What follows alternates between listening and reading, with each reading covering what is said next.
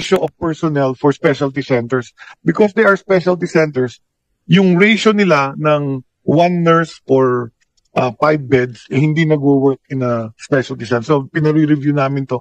So, we will probably increase that also as we build more specialty centers. Ito yung consequences. On the other side, tumataas din ang aming efficiency. If you heard, yung zero balance billing, dati ang pasyente, tumatagal ng additional 1 week, kakahanap ng GL, pupunta sa bawat opisina.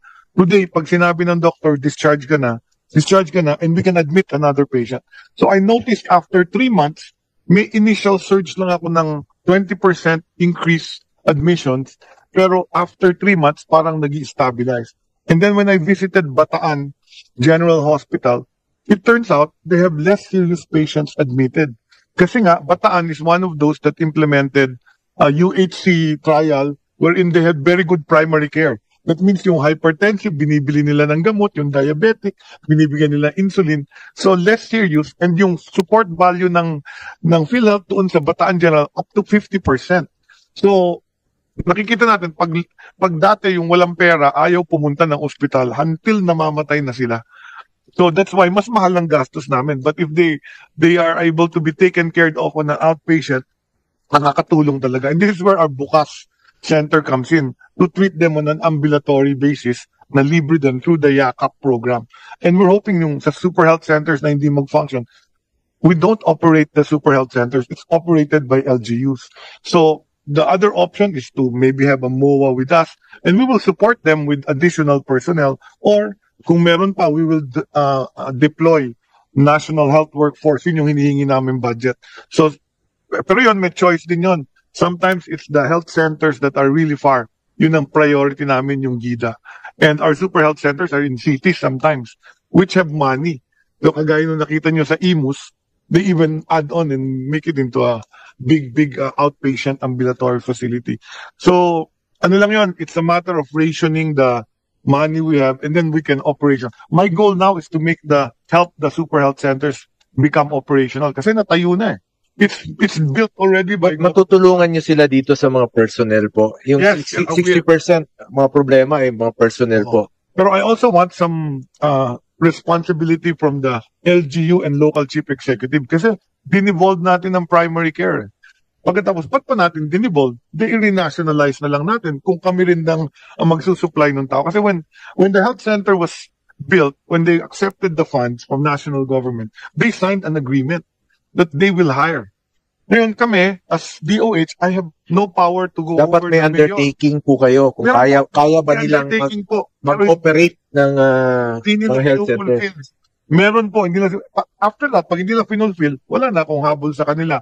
I have to talk to the DILG secretary and tell him, yung mayor sa ganito, hindi nagpa-build sa amin ng ganito. So kasi that to me is graft. You use government funds and you don't operate it as a super health center. Parang sinayang mo yung government funds. So for me, ibang ahensya kasi yun.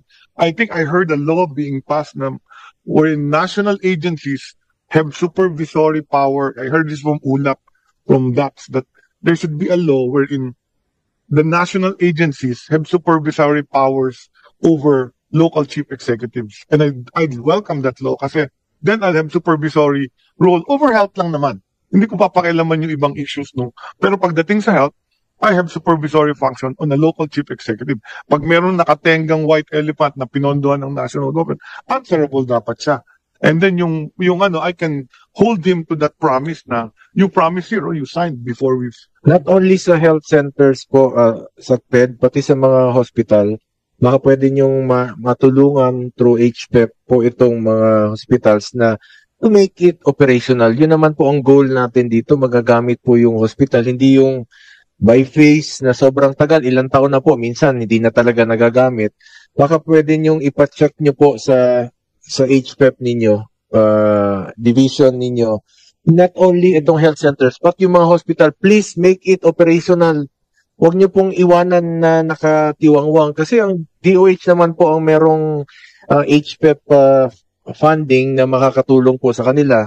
Kung hindi naman po kaya minsan ng LGU na matapos yung mga hospital. Sayang naman po, lalong-lalo na sa mga lugar na wala talagang DOH hospitals. Yan po ang napapansin ko sa iba't ibang mga probinsya sa kakaikot ko po, SecTed. And pangalawa po, I also want to bring to the attention of the committee, it is proper, nasagot na ito ni ASEC Domingo, no? During health hearing rin po rito, headed by our new chairperson, Senator Risa. Ito pong, if it is proper to continue relying on DPWH in the construction of health facilities. In the 2025 GAA, health facilities costing more than 5 million are implemented by the DPWH. Madam Chair, with the controversies currently hounding the DPWH, pag-aralan niyo po ito ng mabuti.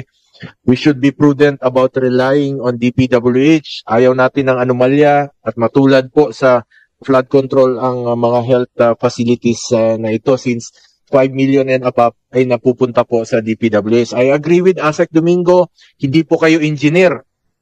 Doktor po kayo. Totoo naman po yun. Pero meron kayo opisina to monitor this na hindi po siya masasayang po dahil pareho po yan.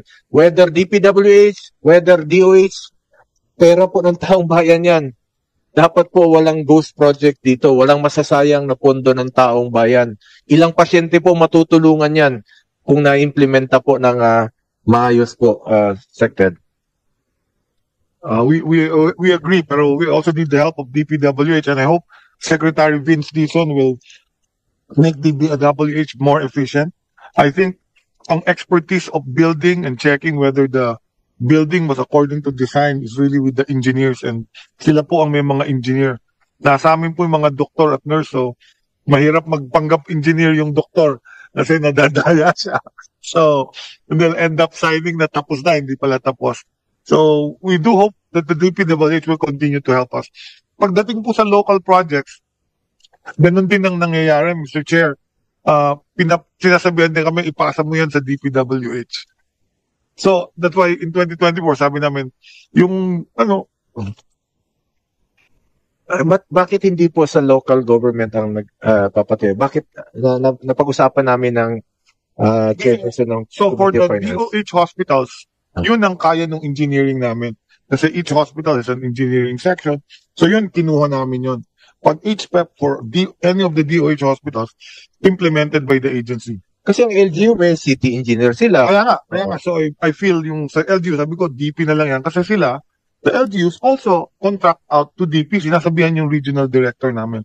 Although meron kaming mga regions na nag-i-implement and nakukumpara nga. Baka pwede nyo masama doon sa undertaking ninyo aside from sila magpapaconstruct through their city engineer or municipal engineering office. Pati yung tao, yung personnel po.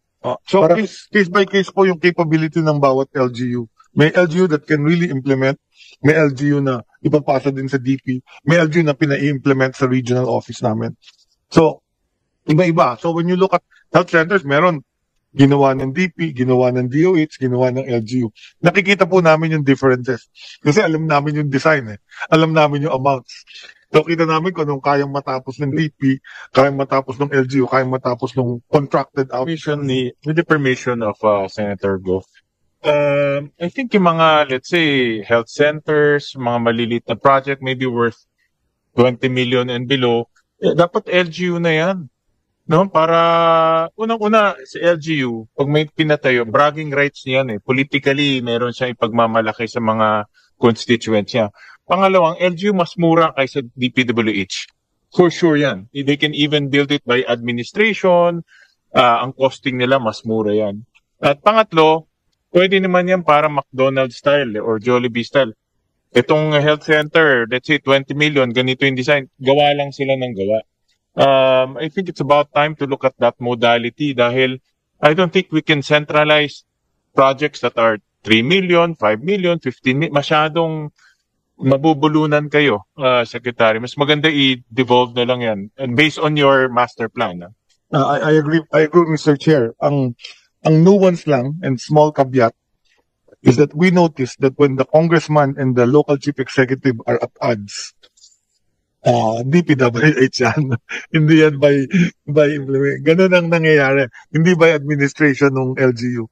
Tapos, yun din ang isang reason ko kung bakit tinayo ni congressman ayaw tauhan ng local chief executive. Sa Valenzuela, wala kaming ganung problema. Kasi yung mayor, gatchal yan. Yung senador at saka yung secretary, gatchal yan. So, pero sa ibang, Sa sa ibang For the record, wala kami hinihingi sa inyo. wala. Lahat ng health center Ah, namin, kami nagpatulong. one of the best. Lahat ng doktor namin sa amin, lahat ng nurse, amin lahat yun. In fact, in the Philippines, it is only Valenzuela City that has built a health center with WHO design. That's higher than the DOH standard. Pinakamagandang health center. affected, aside from that, kumpleto ang Valenzuela ha. Merong DOH hospital, Correct. may city hospital, local, at merong magandang Center. health center. Kumpleto na. Anyway, Mr. Chair, baka pwede nating gawan ng flexible sa GAA, no? Special provision na para maging flexible naman rin po ang DOH na hindi sila limited sa DPWH with the controversies surrounding DPWH ngayon. Wag, please. Let's be prudent na po dito. At saka, hingin ko lang po na commitment ninyo, SecTed, baka pwede nyo pong ma-prioritize po itong to make it operational muna. For 2026, instead of building new health centers, building new hospitals, unahin nyo muna yung please make it operational first. Whether sa kagamitan, equipments, o yung building, matapos, pati sa personnel, mabigyan nyo po ng priority. Halimbawa na lang po, may lumapit sa akin dito, mayor po ng Marias sa Siquijor, province of Siquijor. Island po yan. Meron siyang super health center. Sabi niya, dinagdagan raw niya ng 4 million para makumpleto po ang kanilang health center. Obligasyon na niya yun to make it operational. Pero marami pa talaga silang kulang. Minsan nagre-request, baka mabigyan nyo po ng priority instead of building new super health centers, or hospitals, baka pwede nyong unahin at magtutulungan kami rito sa amendments na mas priority natin na to make it operational muna itong mga health facilities nito. Not limited sa health center, but hospitals po para magamit po ng mga pasyente. We agree. In fact, this is my instruction to my USEC in charge of HPEP. I don't like new developments. We complete what needs to be completed. We equip what has been completed, and we operationalize those that have been completed and equipped. Thank you, Mr. Chair. Salamat. At sa PhilHealth naman po natin, Dr. Mercado, yung mga previous commitments niyo po, nag-hearing tayo rito, 14 hearings, including 8 sa PhilHealth. Baka sana po ituloy-tuloy po yung inyong reforma na gagawin. Baka pwedeng pag-aralan nyo yung mga pulisya na dapat na talagang i-scrap. No? Last year po, meron tayong na-discover itong single period of confinement policy. Alam ko namang ginawa nyo yun noon dahil limitado po ang inyong pondo. Ngayon, sobra-sobrang inyong pondo, baka pwede pong tanggalin niyo po yung mga pulisiya ninyo na dapat na pong baguhin at hindi na po naayon sa panahon ngayon. Last year nga po, yung single period of confinement policy, tayo po nakapansin nun na bawal kang i-cover ng PhilHealth sa pangalawang pagkakataon within 90 days. Sabi ko, kalokohan naman po yun. Mapigilan ba natin magkasakit muli ng halimbawa ng pneumonia? Yung 45 days policy ninyo na limitado po, kung ginamit niyo po yung pondo ninyo, wala kayong excess funds. So, I agree with our chairperson ng Committee on Finance. Spend kayo para sa mga pasyente, lalo-lalo na yung mga mahirap nating kababayan at takot pong magpa-hospital at wala pong ibang matakbuhan. At i-remind ko lang po yung sa indirect contributors po ninyo, yung IDs, para meron lang po silang maipakita na hindi sila matakot. Dahil wala naman po silang cellphone minsan na ipakita sa hospital o nakarehistro ako sa e-gov na yan. Hindi nila alam. Ang takot pa rin nila is malaki ang babayaran sa hospital. Minsan, yung iba po, nagpapagamot na lang sa bukid, kahit saan na lang po. Minsan sa albularyo na lang.